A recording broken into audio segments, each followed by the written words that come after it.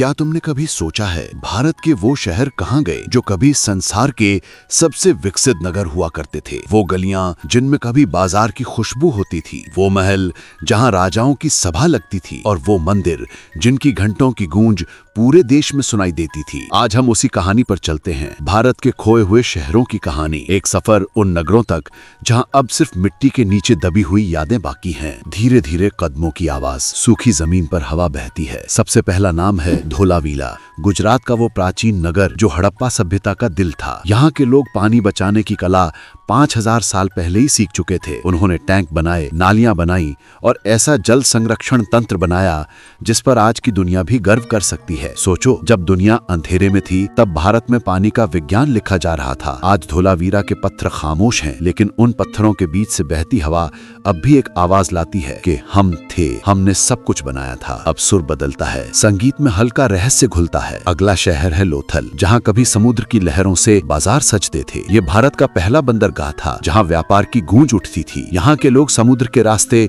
दूर दूर देशों से जुड़े थे, लिखने पढ़ने की प्रणाली बनाई और अपने घरों में नहाने तक की व्यवस्था रखी थी। लेकिन समय बदला, समुद्र का रास्ता भी बदल गया और लोथल इतिहास के पन्नों में दफन हो गया। ये शहर सिर्फ पत्थरों का ढेर नहीं, हमारी सोच का सबूत है कि भारत हमेशा आगे सोचता था।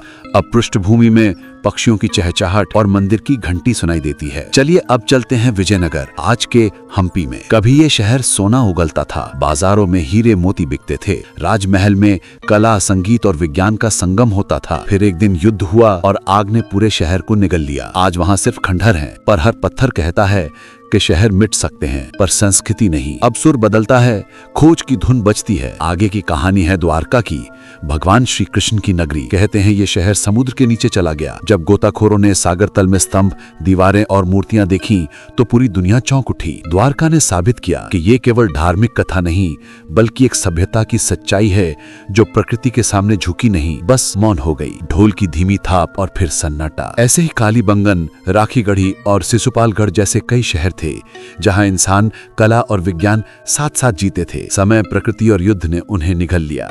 आज जब पुरातत्वविद मिट्टी खोदते हैं तो हर बार कोई न कोई निशानी निकल आती है। एक बर्तन, एक मुहर, एक मूर्ति, जैसे भारत अपने भूले हुए इतिहास को पुकार रहा हो। एक समय था जब भारत के शहर दुनिया के व्यापार नक्शे पर चमकते थे।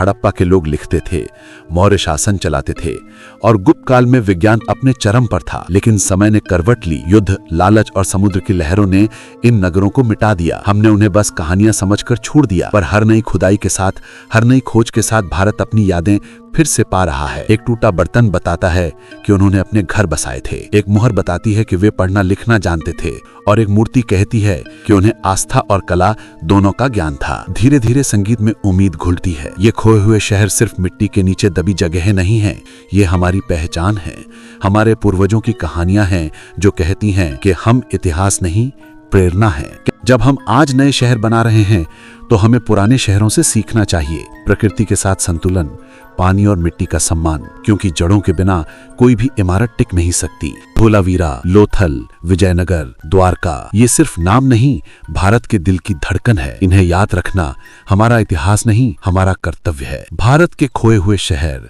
वो पत्थर जो बोल नहीं सकते फिर भी सब कुछ कह जाते हैं।